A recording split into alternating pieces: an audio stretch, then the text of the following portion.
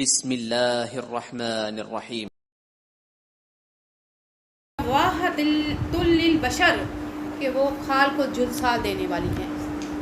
دوستوں تو ایسی چیز ہے جس میں انسان ڈالا جائے گا تو کیا بچے گا، لیکن اللہ نے یہ معاملہ رکھا ہے کہ انسان کو ایک دفعہ ختم کرنے کے بعد پھر دوبارہ زندہ کیا جائے گا، ایک دفعہ مارا جائے گا پھر زندہ کیا جائے گا، اس کو بار بار موت آئے گی۔ اور یہاں پہ یہی کہا گیا لا تبکی ولا تذر، نہ وہ باقی چھوڑے گی اور نہ وہ زندہ رہنے دے گی۔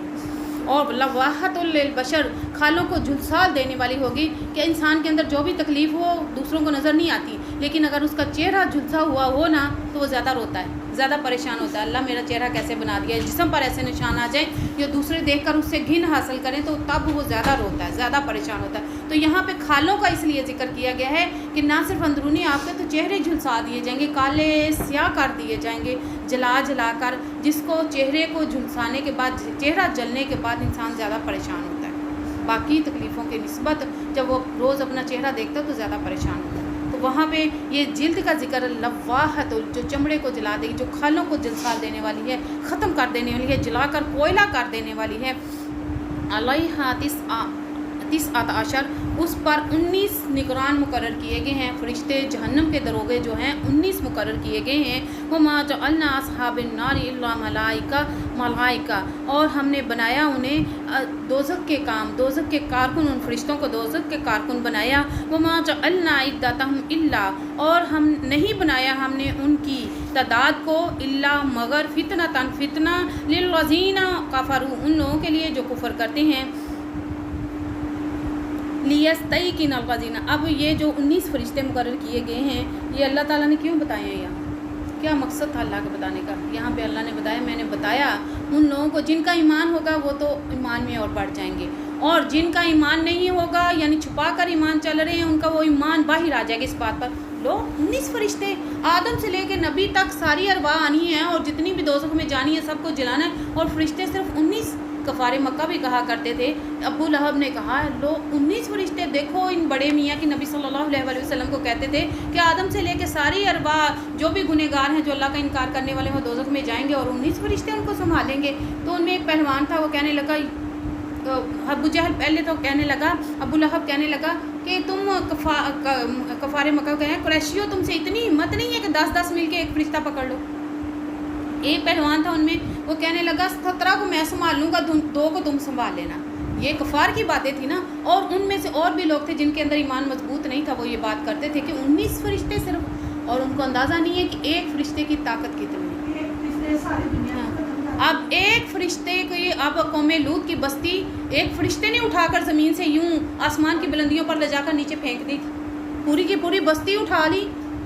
تو یہ کہتے ہیں کہ فرشتہ کیا، فرشتے کی طاقت کتنی زیادہ، اللہ نے کیسی کیسی چیزیں پیدا کی ہوئی یہ انسان سوچ نہیں سکتا۔ ایک فرشتے کی کتنی طاقت ہے، ہمارا دماغ تو کام کر ہی نہیں سکتا اس چیز پر۔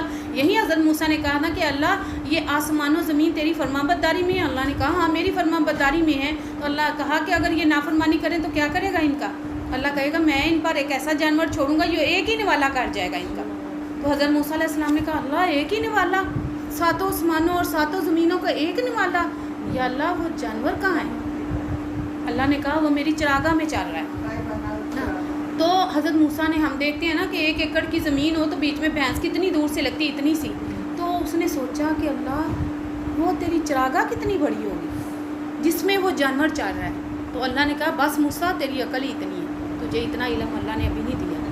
ہمارے پاس تو وہ عقل ہی نہیں ہے جس کو آپ ماپ سکیں گے اللہ کے پیمانے کتنے بڑے بڑے ہیں، اللہ کے پاس چیزیں کتنی بڑی ہیں جن کو ہم گن سکیں یا شمار کر سکیں، ان کی طاقت کا اندازہ ہی لگا سکیں کہ ان فرشتوں میں طاقت کتنی زیادہ ہے۔ اور یہاں پہ لوگ جو جن کا ایمان کمزور ہے، یا کفار مکہ تھے یا جو لوگ ایسے دین سے پھرے وہ کہتے ہیں کہ 19 فرشتے۔ اب ایک فرشتہ جب اٹھا کے سب کچھ تہو بالا کر سکتا ہے تو 19 کا کیا حال ہوگا؟ یہ تو ایمان والوں کا ہے نا اندازہ، کہ ایمان والوں کا یہاں پہ اللہ نے کہا گیا اور نہیں بنایا ہم نے ان کی عدت کو الا فتنتاً، مگر فتنہ آزمائش ہے ان لوگوں کے لیے جن کے اندر ایمان ہے وہ بھی باہر آ جائے گا، اور جن کے اندر ایمان کی کمی ہے، کجی ہے، ایمان مکمل نہیں ہے، پورا ایمان نہیں ہے، وہ بھی باہر آ جائے گا ان کی اس بات پر کہ اللہ جو کہتا ہے ہمارا ایمان کیا ہے، جو اللہ کہتا ہے وہ بالکل حق سچ ہے، بالکل کہتا ہے، اور جو نبی کہہ رہا ہے، قرآن کہہ رہا ہے، ہمارا تو ایمان اسی پر ہے جو ہے سچ ہے، منوان سچ ہے، اس میں کسی کمی کی گنجائش نہیں ہے۔ لیکن جس کا ایمان نہیں ہوگا وہ نہیں مانے گا، وہ تو اور تعویلیں گھڑے گا اور باتیں کرے گا۔ تو ادھر اللہ نے یہی کہا میں نے آزمائش بنایا ہے، اس گنتی کو بھی آزمائش بنایا ہے۔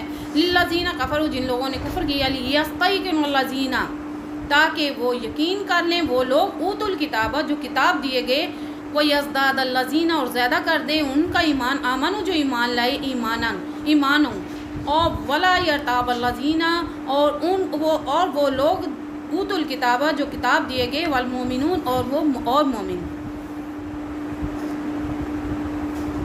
یہاں پہ کہا گیا کہ جو لوگ کتاب دیے گئے ہیں وہ بھی جان لیں، واپس یہودی ہیں، نصرانی ہیں، ان کو بھی کتاب دی گئی ہے، اور وہ لوگ جن کو ایمان دیا گیا، جو مسلمان ہیں، ایمان والے ہیں، ان لوگوں کے ایمان میں بھی اضافہ ہوگا، اور جو کتاب دیے گئے ہیں اور جو مومن ہیں ان کے ایمان میں اضافہ ہو جائے گا یہ باتیں سن کر، کیونکہ ان کی کتابوں میں بھی یہ درج ہیں۔ اللہ کی طاقت کا اندازہ تو انہیں بھی ہے، ان کتاب والوں کو بھی ہے، اللہ کی ہستی کتنی عظیم ہے اور اس کی چیزیں کتنی طاقتور ہیں۔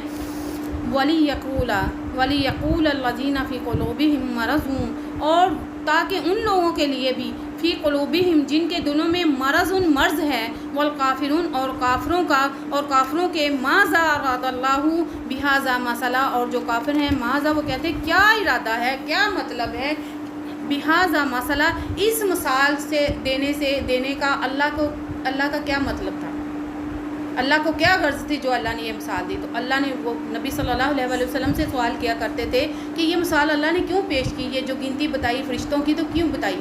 تو اس کے جواب میں اللہ نے کہا کہ میں نے یہ گنتی اس لیے بتائی، ایک آزمائش تھی کہ جن کے اندر ایمان ہے وہ بھی سامنے آ جائے گا، جن کے اندر کفر ہے وہ بھی سامنے آ جائے گا، اور ایمان والوں کا اور اہل کتاب کا ایمان اس سے مضبوط ہو جائے گا۔ وما یعلم، اور نہیں جانتے جنود ربک، اللہ کے لشکروں کو، الا ہو، سوائے اس کے، اللہ کے علاوہ تم اس کے لشکروں کو نہیں جانتے۔ اللہ کے کتنے لشکر ہیں۔ اب دیکھیں کہ مچھر سب سے ادنا اور حقیر ترین مخلوق ہے نا، اللہ کی سب سے چھوٹی مخلوق ہے۔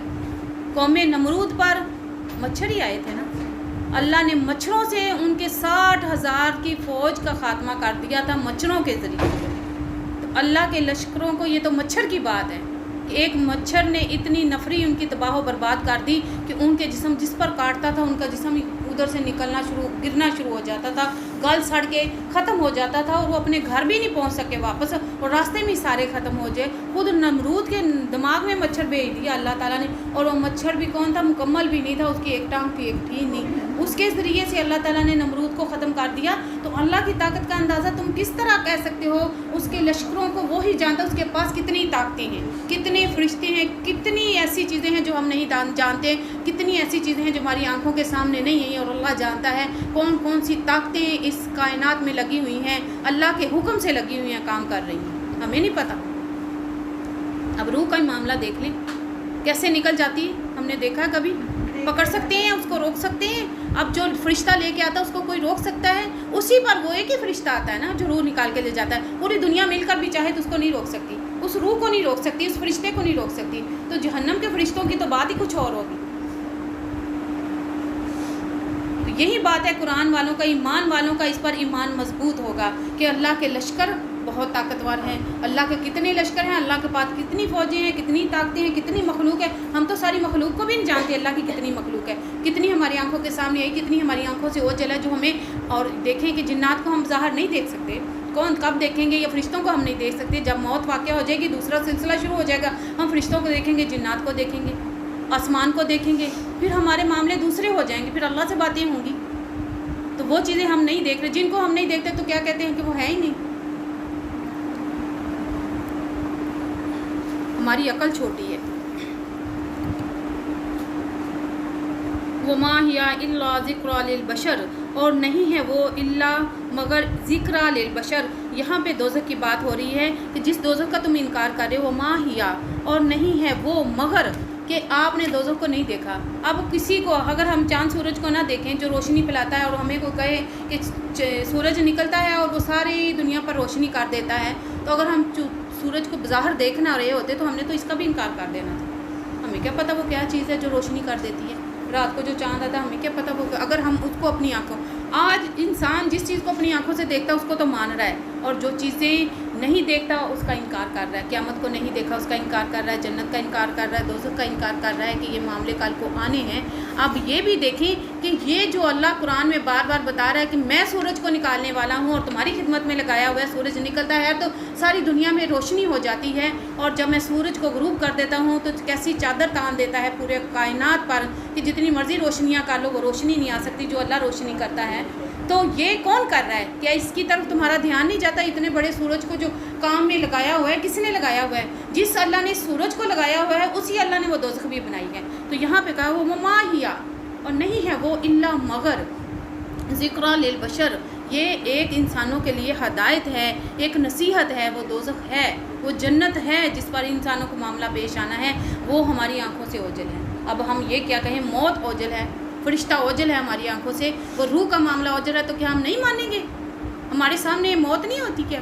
ہمارے سامنے ہمارے اپنے نہیں جاتے؟ جب روح نکل جاتی ہے تو وہ ڈیڈ ہو جاتی ہے، باڈی ڈیڈ ہو جاتی ہے، وہ ہل نہیں سکتی، تو کیا چیز نکل کر جاتی ہے؟ روح نکل کر جاتی ہے۔ اس روح کو ہم نہیں دیکھتے، اس کو دیکھ سکتے بھی نہیں، ہمارے پاس وہ آنکھیں ہی نہیں ہیں اللہ نے دی ہوئی، تو کیا اس کا انکار کرتے ہیں؟ اس کو بھی تو مانتے ہیں نا کہ روح ہے، چلی جاتی ہے۔ اسی طرح وہ معاملے بھی ہیں قیامت کے۔ اللہ والقمر، اور ہرگز نہیں، والقمر، اور قسم ہے چاند کی، واللیل اذا ادبر، اور رات کی جب کہ وہ پلٹتی ہے۔ یہاں پہ اللہ نے قسم کھائی گی چاند کی، جب رات چاند نمودار ہوتا ہے تو تمہاری سوچیں، تمہارے ذہن اس طرف نہیں جاتے اس چاند کو وقت پر کون لا رہا ہے۔ یہ جو شروع میں نکلتا ہے کتنا باریک ہوتا ہے، اور پھر موٹا ہوتا چلا جاتا ہے، اور 14ویں پر جا کر مکمل ہو جاتا ہے، پھر وہ باریک ہونا شروع ہو جاتا ہے، آئندہ دنوں میں جا کے پھر باریک ہو کر غائب ہو جاتا ہے، پھر 2-3 دن میں مہینے کے اینڈ پہ وہ نظر نہیں آتا، اور نئے مہینے پہ پھر وہ باریک ٹہنی کی طرح نکل آتا ہے۔ تو کون سی ذات ہے جو اس کو نکال رہی ہے؟ کیا اس کی طرف تمہاری عقل نہیں جاتی کہ اس کو کوئی نکالنے والا ہے جو وقت کے ساتھ ساتھ ہر کام کر رہا ہے؟ اسی کے ذریعے ہم طریقوں کا پتہ کرتے ہیں، اسی کے ذریعے رات کے سفر ہوتے ہیں، اسی کے ذریعے ہم ماہ و سال کو اکاؤنٹ کر رہے ہیں۔ تو یہ کون ہے جو یہ کام اتنی باقاعدگی سے کر رہا ہے؟ یہ اللہ کی ذات ہے جو یہ کر رہی ہے۔